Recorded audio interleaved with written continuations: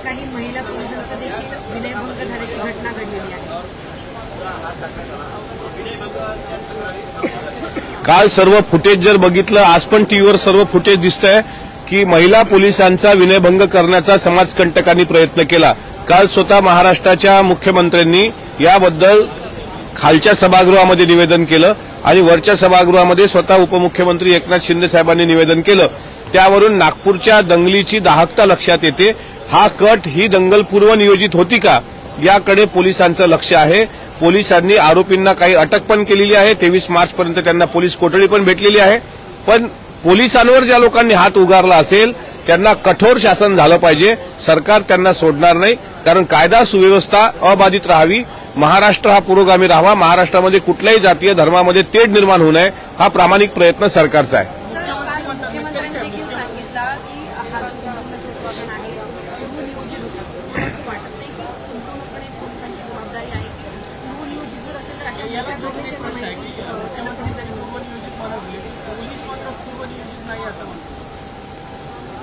पूर्वनियोजित नाही असं पोलिसांचं म्हणणं आणि स्वतः गृहमंत्र्यांनी पूर्वनियोजित आहे असं म्हणणं म्हणजे दोन वक्तव्यात विरोधाभास दिसतोय।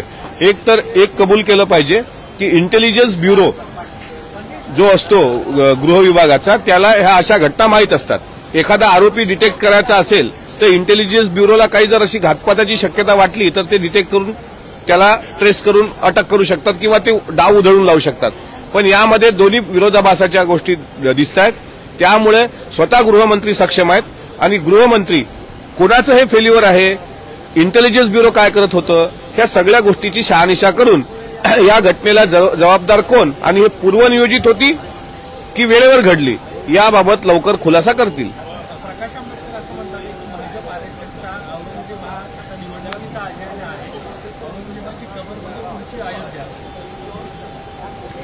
नाही, मला बाळासाहेबांनी काय म्हटलं ते मी ऐकलेलं नाही, पण एक गोष्ट सांगतो की औरंगजेब हा विषय महाराष्ट्राचा नाही। मी 3 दिवसांपासून हेच ठणकावून सांगतोय की औरंगजेबाची कबर हा महाराष्ट्राच्या विकासाच्या आड येणारा मुद्दा ठरलेला आहे। कारण तिसरा आठवडा सुरू आहे, अजूनही शेतकऱ्याचे प्रश्न ऐरणीवर आले नाहीत। काल सुनीता विल्यम्स 9 महिन्यानंतर अंतराळातून आज आल्यात, त्यांचं आपण अभिनंदन केलं पाहिजे की विज्ञानाच्या कास जर धरली तर सुनीता विल्यम्स सारख्या एकीकडे आपल्या जगाचं देशाचं नाव रोशन करणाऱ्या व्यक्ती आणि दुसरीकडे मात्र औरंगजेबाच्या कबरीवरून सातत्यानं हिंदू मुस्लिमांमध्ये दंगे भडवणारी लोक यांची मानसिकता काय असली पाहिजे ते समजून घ्या। मात्र औरंगजेबाच्या कबरीवरून महाराष्ट्राची शांतता बाधित म्हणजे शांतता लोप पावण्याकरता किंवा शांततेला सुरुंग लावण्याकरता टी राजासारखी लोक काहीतरी आगीत तेल टाकण्याचं काम करत आहेत।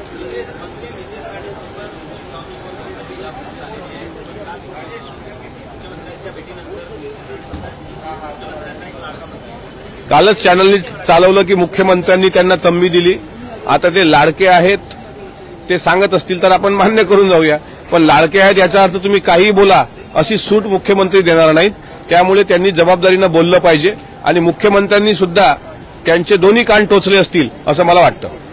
कोरटकर यांनी महाराजांबद्दल जे विधान केलेलं होतं त्याच्यानंतर कालच्या सुनावणीमध्ये त्यांना जामीनअर्ज फेटाळलेला आहे आणि आज ते फरार झालेले, त्यांना कोणत्या क्षणी अटक होऊ शकते।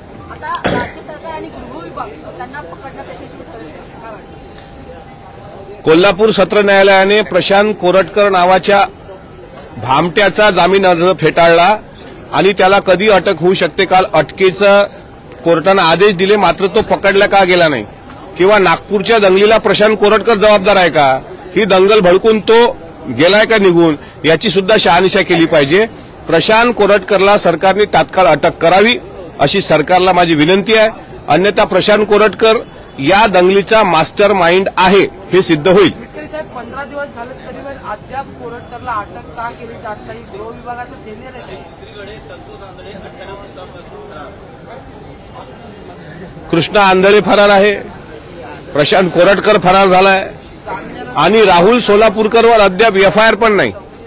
म्हणजे एकीकडे औरंगजेबाचं थळगं नष्ट करायला निघणारी लोक राहुल सोलापूरकरला कशा पद्धतीनं मांडीवर बसवतायत, कशा पद्धतीनं प्रशांत कोरटकरला मोकाट सोडतायत, हा विरोधाभास महाराष्ट्रातली जनता बारकाईनं पाहते आहे। मी तुमच्या चॅनल समोर जबाबदारीने सांगतो की तो जुना काळ गेला की लोक तुम्ही म्हटलं तसं ऐकायची। आताची नवीन पिढी फार सक्षम आहे, ती प्रचंड जागरूक आहे.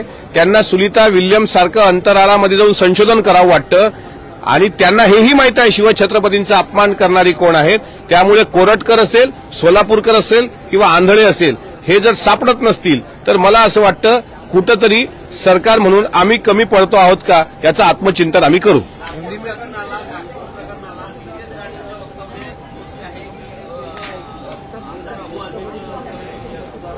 कोणी असो, अबू आझमी असोत किंवा राणे असोत किंवा आणखी कोणी असो, अशा प्रकारचे दंगे करून काय नागपूरची घटना मुळात कशी झाली की एका धर्माच्या भावना दुखतील असं कृत्य दुसऱ्या गटाने केलं. आता ठीक आहे, माझी श्रद्धा रामाच्या पायी असेल, दुसऱ्याची श्रद्धा अल्लाच्या पायी असेल. आता रामाची अल्लाची प्रतिमा जाळताना त्या समाजाच्या भावना दुखणं साहजिक आहे. मग त्यांच्या वर कुराणाची आयात लिहिलेली चादर जाळल्या गेली आणि तिथून मग साहजिक आहे त्या प्रतिक्रिया आल्या. औरंगजेबाचं समर्थन काही मुसलमानांनी केलेलं नाही. मोजके काही असतील मुस्लिम जे औरंगजेबाचं समर्थन करत असतील, पण सरसकट मुसलमान औरंगजेबाचं समर्थन करतात असं म्हणता येणार नाही. तसं असतं तर सर्वसामान्य मुस्लिमांमध्ये औरंगजेब हे नाव असतं मुलांचं. शेख औरंगजेब, मोहम्मद औरंगजेब असं कुठं दिसत नाही. पण जाणीवपूर्वक औरंगजेब समोर ठेवायचं आणि त्यावरून मुसलमानांना टार्गेट करायचं, हे जे काही चालू आहे ना, हे बरोबर नाही. हे महाराष्ट्राला, देशाला परवडणारं नाही. टी राजासारखी लोक बाहेर देशातून येतात इथे, बाहेर राष्ट्रातून, आणि इथं आग लावून जातात. माझं चॅलेंज आहे त्या टी राजाला, तू हिंदूंच्या पोरांना भडकवतोय ना, तुझी अवल्यात ते एसी मध्ये झोपते आणि तुझ्यात खरं दम असेल ना तर तुझ्या लेकरांना पाठव कबर पाडायला, तू ये बुलडोजर घेऊन. अशा प्रकारे सर्वसामान्य हिंदूंच्या पोलांना चिथावणी देऊन त्यांचं करिअर बर्बाद करणे. त्या स्पर्धा परीक्षेचे विद्यार्थी असतात साहेब, आज नागपूरमध्ये 170 शाळा बंद आहेत. म्हणजे विद्यार्थ्यांचं नुकसान, शेतकऱ्यांचं नुकसान, शैक्षणिक नुकसान, आणि ही नुकसान करायला टी राजासारखी विकृत माणसं भाग पाडतायत. आणि महाराष्ट्रात सुद्धा दुर्दैवानं अशा पद्धतीनं जबाबदार पदावर असलेले मंत्री, जबाबदार पदावर असलेले आमदार असं वक्तव्य करून दोन समाजामध्ये तेढ निर्माण करत असतील तर हे कुठल्याही पद्धतीने सहन होण्यासारखं नाही. काल पुरोहित नावाचा खासदार काय बोलला, छत्रपती शिवाजी महाराजांचा अवमान होईल असं बोलला. नरेंद्र मोदीजींनी तर म्हटलं नाही की मी पुनरावतार आहे म्हणून छत्रपती शिवाजी महाराजांचा, पण अशा प्रकारे बोलल्यानंतर सुद्धा आपण शांत राहत असू तर माझी छत्रपती उदयन महाराजांना पण विनंती आहे, आमचे मंत्री शिवेंद्रराजे यांना पण विनंती आहे की छत्रपती शिवाजी महाराजांचा अपमान जर एखादा ओडिसातला पुरोहित नावाचा खासदार करत असेल तो कुठल्या पक्षाचा, कुठल्या धर्माचा हे पाहू नका. कोरटकर असेल, पुरोहित असेल किंवा हा सोलापूरकर असेल, अशा विकृतींना तुम्ही योग्य वेळी ठेचलं नाही तर उद्या चालून कोणी गल्ली बोळातला येऊन शिवाजी महाराजांचा अपमान करून जाईल आणि नंतर मात्र वेळ गेलेली असेल. म्हणून कृपा करून महाराज साहेब आपल्या चरणी विनंती करतो की तुम्हीच यावर ठाम भूमिका घ्या, तुम्ही थोडं पुढे या आणि महाराष्ट्राचा, छत्रपती शिवाजी महाराजांचा ज्या पद्धतीने महाराष्ट्रामधली काही प्रवृत्ती अपमान करते आहे त्यांचा कायमस्वरूपी बंदोबस्त करा. महायुतीचं सरकार आहे, शिवाजी महाराजांबद्दल अपशब्द वापरणाऱ्यावर देशद्रोहासारखे कठोर कायदे या विधिमंडळात, या अधिवेशनात पारित होणं अत्यंत महत्वाचं आहे. त्याकरता मी स्वतः उदयन महाराजांना पत्र लिहिणार, स्वतः शिवेंद्रराजेंना पत्र लिहिणार, त्यांच्या दोघांच्याही पाया लागणार, त्यांच्या पायावर डोकं टेकवणार की आता बस झालं. शेवटी शिवछत्रपतींचा अपमान सहन करण्याची सुद्धा एक मर्यादा असते, त्या मर्यादेच्या पलीकडे आता ही लोक जात आहेत. तो पुरोहित बिरोहित जो आहे त्या सगळ्यांना एका लाईनमध्ये आणून त्यांना सरळ करा, ही विनंती मी महाराजांना करणार. हिंदी में जाना चाहते हैं, नीतीश राणे भड़काऊ भाषण दे रहे हैं और अब टी राजा कोल्हापुर में जिस तरीके से भाषण दिया उससे एक तरीके से वातावरण और खराब हो जाएगा और वैसे ही दंगल हो चुके हैं नागपुर में. टी राजा इसीलिए आता है, वो नहीं चाहता कि महाराष्ट्र महाराष्ट्र रहे, वो चाहता है महाराष्ट्र हैदराबाद, तेलंगाना, बिहार जैसा बने. हम महाराष्ट्र के लोग महाराष्ट्र में कायदा सुव्यवस्था रखने का प्रयास कर रहे हैं, क्योंकि जिस कोल्हापुर में ऐसा विवादित बयान उसने दिया, उस कोल्हापुर के मिट्टी से छत्रपति शाहू महाराज आते हैं. वो शाहू महाराज जिन्होंने कुरान का ट्रांसलेशन मराठी में किया था, ये वही शाहू महाराज है जिन्होंने मोहम्मदन एजुकेशन सोसाइटी खोली थी. ये वही शाहू महाराज है जिन्होंने शेख यूनुस अब्दुल्ला इसको पहला अधिकारी बनाया था. ये वही शाहू महाराज है जिन्होंने धनगर हो, लिंगायत हो, मराठा हो, माली हो या मुसलमान हो, इन लोगों के लिए हॉस्टल खड़े किए थे. उस छत्रपति शाहू महाराज के भूमि पर अगर टी राजा जैसा कोई व्यक्ति इस तरीके का जहर उगलता होगा तो ऐसे लोगों पे बैन लगाना बहुत जरूरी है. वो अगर चाहता है औरंगजेब की कब्र खुदवाई जाए तो मैं उसे चैलेंज करता हूं कि आम हिंदुओं के लड़कों को ना भड़काओ, तुम्हारे लड़कों को आगे लाओ और उनके हाथ में कुदर फावली दो और खोदने को लगाओ उसको कब्र. टी राजा में इतनी हिम्मत नहीं है, वो खाली भड़काऊ भाषण दे सकता है और ऐसे लोगों पर महाराष्ट्र में बैन लाना चाहिए.